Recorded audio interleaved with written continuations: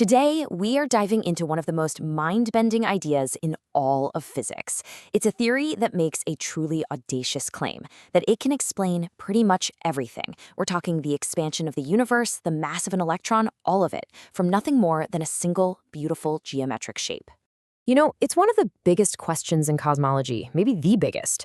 Why is the speed of light what it is? Why does gravity have this specific strength? The values seem completely random, just plucked out of thin air. And yet, if you were to change them, even by a tiny, tiny fraction, the whole thing would fall apart. No stars, no galaxies, and definitely no us. It's this profound mystery we call fine-tuning. So the theory we're digging into today, it's called mode identity theory, and it has a really wild answer to this whole fine-tuning problem. It says, what if the universe isn't governed by some pre-written cosmic rulebook?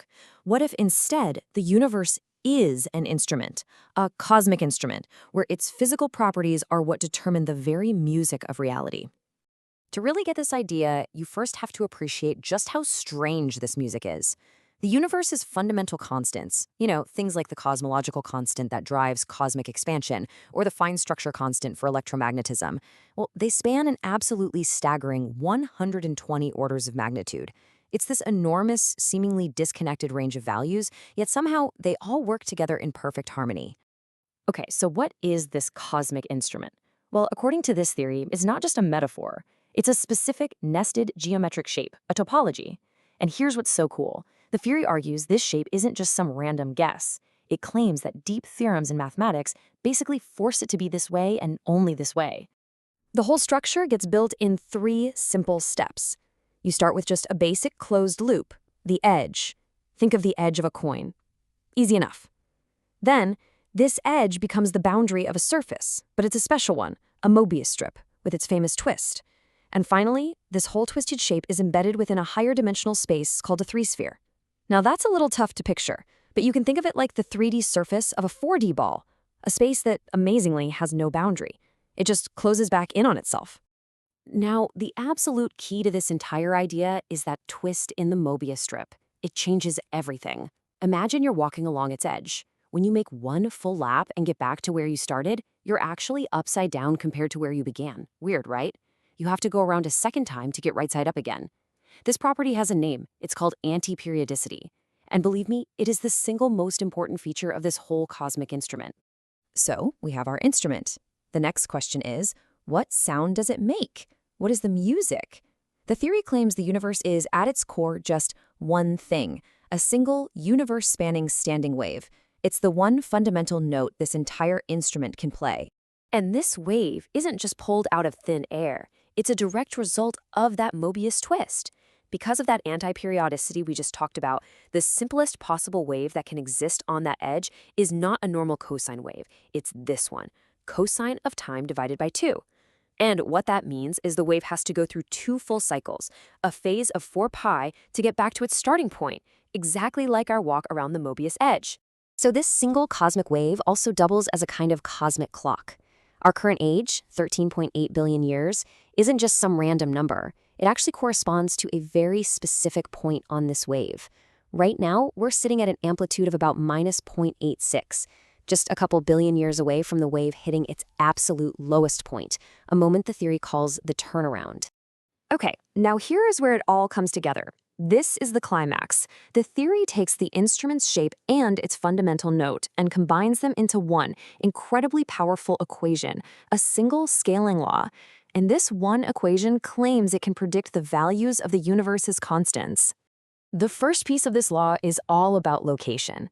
It says constants don't just pop up randomly. No, they can only exist at very specific stable spots on the wave, kind of like frets on a guitar. The theory calls these stable points Fibonacci wells, and where a constant lands determines its fundamental strength. And here's a crucial detail. Different constants live in different wells. So things like the acceleration scale and the Hubble constant, they exist at different positions along the one-dimensional edge of our instrument. But the big one, the cosmological constant, lambda, it lives somewhere totally different, right at the peak of the wave, on the 2-dimensional surface. The second part of the law is all about scale. You can think of this as the cosmic volume knob. This term here, omega, is a number so big it's hard to even imagine. It's around 10 to the power of 122, and it represents the size of our cosmic horizon.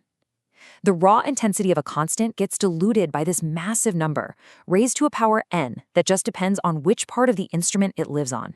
And that little n, that dimension, makes all the difference in the world. Seriously. Constants that live on the 1D edge, like the Hubble constant, they get diluted by about 10 to the 61. But the constants on the 2D surface, like lambda, they get a double whammy of dilution, 10 to the 122. This simple difference in dimension is the theory's explanation for that enormous 61 order of magnitude gap between them. It's just geometry. And that brings us right to the payoff. This is the hero slide. When you take the position value from its Fibonacci well and multiply it by the scale value from the dilution factor, the equation just spits out a prediction. And these predictions, they match what we actually observe out there in the universe with just jaw-dropping precision. All of this derived from that one starting shape. Look, that is an absolutely incredible claim. But a good theory has to do more than just explain numbers we already know. Can it solve an active, real-world problem that's stumping cosmologists right now? Well, let's find out. Let me introduce you to the Hubble tension. For years now, cosmology has been facing a genuine crisis. We have two fantastic ways to measure how fast the universe is expanding, and they give two different answers. When we look at the early universe, we get a speed of 67.4. But when we look at the universe nearby, we get a faster speed, 73. Both of these measurements are super precise, and they just flat out disagree. Well, mode identity theory offers a pretty slick solution. It introduces an idea called a phase field. The best way to think about it is like putting your finger down on a guitar string.